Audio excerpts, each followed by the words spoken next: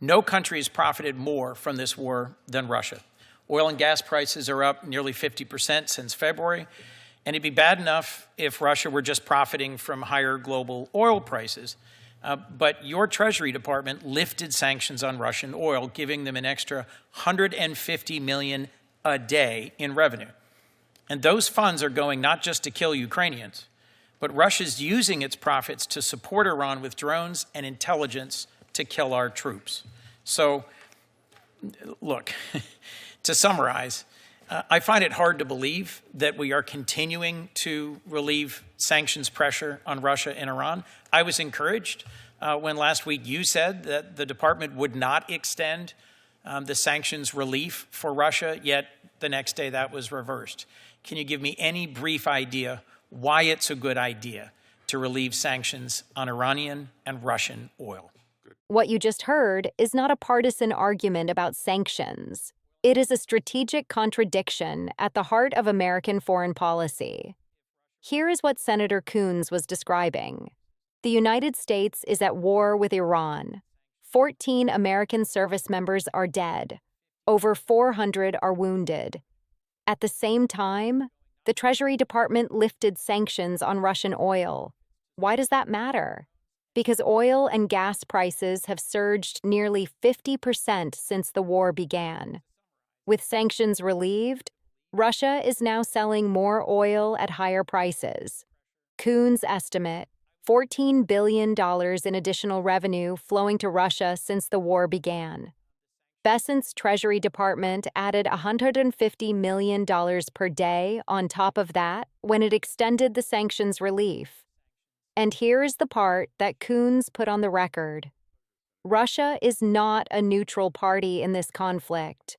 Russia is actively supporting Iran with drones and intelligence that are being used against American troops. So the United States Treasury is relieving sanctions on a country that is helping kill American service members. Coons asked Bessent to explain why. Watch what he said. Haggerty, Ranking Member Reed. Thank you, Secretary Bessent. I'll have 3 questions for you this morning about sanctions, CDFIs, and direct file. We're about 7 weeks into the war with Iran, and I wondered, Mr. Secretary, given that your department enforces sanctions, if you have a sense just how much Iran has gained through sanctions relief since the war began. I'll tell you, estimates are $14 billion. Now, President Trump's described the Obama-Iran deal as a disaster and a scandal because of the money Iran got, which was about $1.7 billion. I don't know how you describe $14 billion, but you don't have to read The Art of War to know that helping your adversaries gain money while you're at war is a terrible idea. And it's shocking to me that the countries currently profiting from the release of sanctions are our enemies. No country has profited more from this war than Russia. Oil and gas prices are up nearly 50% since February, and it'd be bad enough if Russia were just profiting from higher global oil prices. But your Treasury Department lifted sanctions on Russian oil, giving them an extra $150 million a day in revenue. And those funds are going not just to kill Ukrainians, but Russia's using its profits to support Iran with drones and intelligence to kill our troops. So, look, to summarize, I find it hard to believe that we are continuing to relieve sanctions pressure on Russia and Iran. I was encouraged when last week you said that the department would not extend the sanctions relief for Russia, yet the next day that was reversed. Can you give me any brief idea why it's a good idea to relieve sanctions on Iranian and Russian oil? Good. With pleasure, Senator. The $14 billion is a myth and, unfortunately, a DNC talking point that I've been subjected to many times. If anyone would like to show me where that $14 billion comes from, I look forward to an exchange of details on that, Mr. Secretary. We can exchange it in a very public forum. I'm not the DNC. I'm the senator from Delaware. I on every talk show, and every senator seems to have. Do you disagree that Iran has received significant additional revenue from their sales of oil because of sanctions relief? I couldn't disagree more. Okay. Do you disagree that Russia has received significant additional revenue from the sanctions relief? I couldn't disagree more. Okay. Why did you relieve the sanctions against Russian and Iranian oil? Think of it this way, sir. There's the Strait of Hormuz. Familiar with it? There is oil to the left and to the right. There is to the right. The Treasury was able to, just as you are concerned about gasoline prices for the American consumer and for our Asian allies, as are we, Treasury was able to create the more than 250 million barrels on the water. And the way to think about this is, as I came in today, the oil prices are at $100. If we had not done that sanctions relief, they might have been at $150 because the world became very well supplied. So if Russia was selling their oil at a 20% discount, I can tell you that 100% of 100 is less than 80% of 150, and the American consumer has been better off. Well, look, the folks in Delaware are buying $4 a gallon gas today.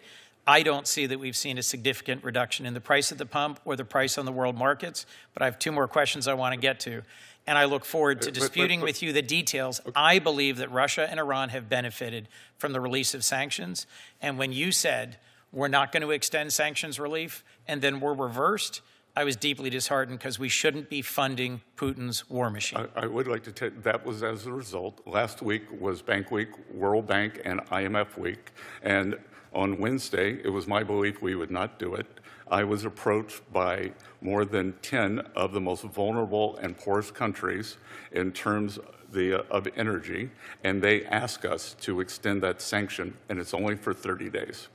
30 days, $4.5 billion to Putin's war machine. Two quick more questions. The CDFI funds, I was encouraged by your comments in support of CDFI last year. I am one of 32 senators, bipartisan senators, who are co-sponsors of the Daines-Warner-Afford Act, which strengthens the CDFI fund. Delaware, like most states, has a housing affordability crisis. Every dollar provided by Treasury to CDFIs crowds in $8 in private investment. I think they are a proven, bipartisan, effective way to help build affordable housing in rural and urban communities. I'm perplexed by your budget proposal, which would cut over $200 million, a more than 60% cut to this successful program. Could you tell me briefly why? First of all, that was an OMB apportionment. The funding. So you don't support it? The funding is now $280 million, and I do support the new $100 million program in rural areas. And I can tell you that part of the CDF program had lost its way in terms of a partisan agenda, and we can see, for instance. Mr. Secretary, I have one last question for you, and I don't think funding affordable housing is a partisan agenda. Direct file. You spoke compellingly about an interest in making the IRS easier to access, more efficient, yet you shut down the direct file program. I was very disappointed by that. More than 300,000 taxpayers used it last year. It is a quick, free, U.S. government-provided way to file taxes. The average American who has simple tax filing spends $270 and 13 hours filing their taxes through paid services. Direct file saved the average participant $160. 90% rated it favorably. And the alternatives are run by for-profit tax prep companies designed to steer filers towards paid alternatives. Why'd you shut down direct file when it was free and easy to use? Well, it wasn't free, and the direct file was free to taxpayers. Not to the American people. It's $138 per person. So $72 million for, as you said, about 300,000 taxpayers. There is an alternative, which is public-private partnership, Free File, which is free to the American people. The and filers, over 3 million people use that. And for direct file, more than 60% of the people who started their application didn't finish it. Thank you for those answers, Mr. Secretary. Thank you. Thank you. I'd now like to turn it to... Let's be precise about what just happened. The United States is at war with Iran. American service members are dying. And the Treasury Department extended sanctions relief on Russian oil, giving Russia $150 million per day in additional revenue. Russia is using that money to supply Iran with drones and intelligence that are targeting American troops. Bessent called Coons' $14 billion estimate a myth and a DNC talking point. But he did not explain why sanctions relief was extended while Russia actively supports the country America is fighting. He said oil prices would have been higher without the relief. Delaware families are paying $4 a gallon. He said the poorest countries asked him to extend the relief for 30 more days. Coons calculated $4.5 billion to Putin in those 30 days alone.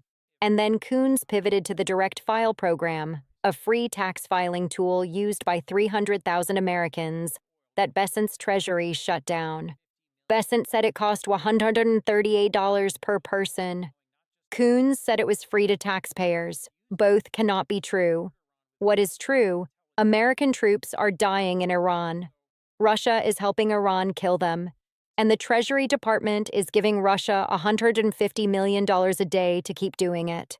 Subscribe to Dana Weston Daily. Because the contradictions at the heart of this war, we make sure they are never forgotten. Drop a comment. Do you think the U.S. should lift sanctions on a country actively helping kill American troops? We read every single one.